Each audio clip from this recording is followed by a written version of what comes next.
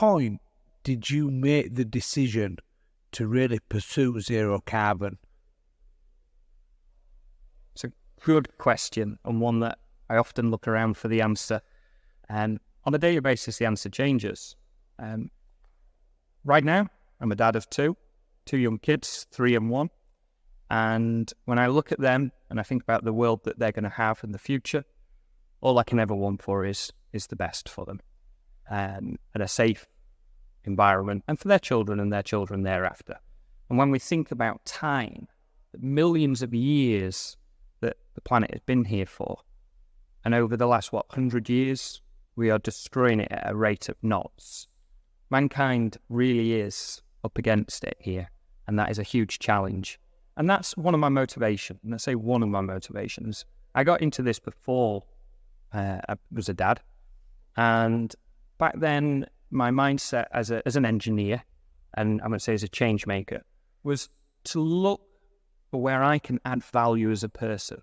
Where can I do something of contribution?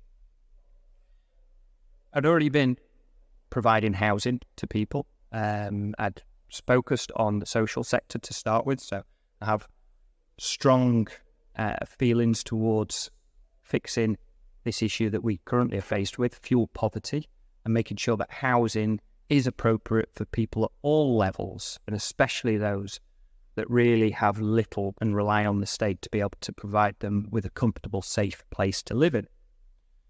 Beyond having an experience in property management and working with individuals like that, I progressed on to construction, because I could see that homes weren't good enough. So we were challenged by providing good homes for people, and construction seemed the obvious place. Getting into construction, I soon learned that construction is prehistoric. It is terrible.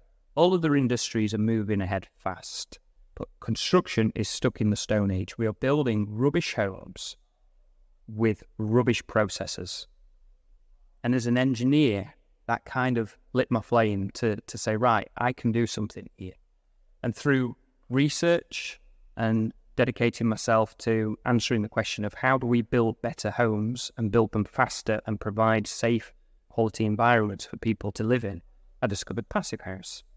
And as I learned about PureHaus and dug deeper into it, I started to see stronger links between climate change and the built environment, and realizing that actually this is a solution to a very big problem. It's here. We have the solution. We know what we can to do. We just need to build it, get the message out there, and train people.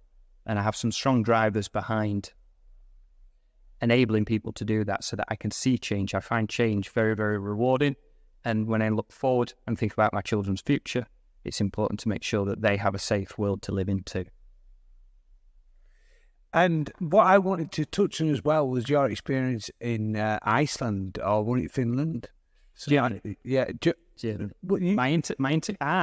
you go to Finland or Iceland? In Iceland, yes. So originally I went to Germany, where I learned about PureHaus, because that's where the PureHaus Institute is, and I went to their conference, and I was blown away by the building science there.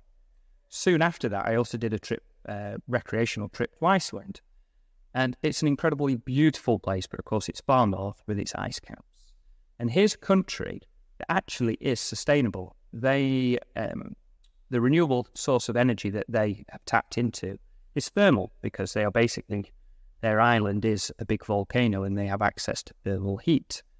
And they are producing more energy than they use as a population. So they are sustainable from that point of view. But what was devastating was to see that the rest of the world and the pollution and what's happening with climate change, the effects were hitting hard in Iceland.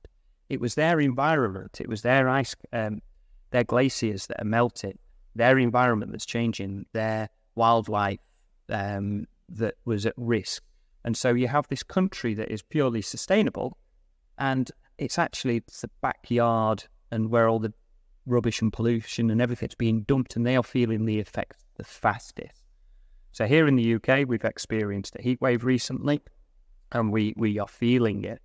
But when you're in Iceland, everywhere you look, you see climate change in everything that is happening. And it's a very sad state of affairs for a country who is leagues ahead of the rest of the world when it comes to sustainable energy.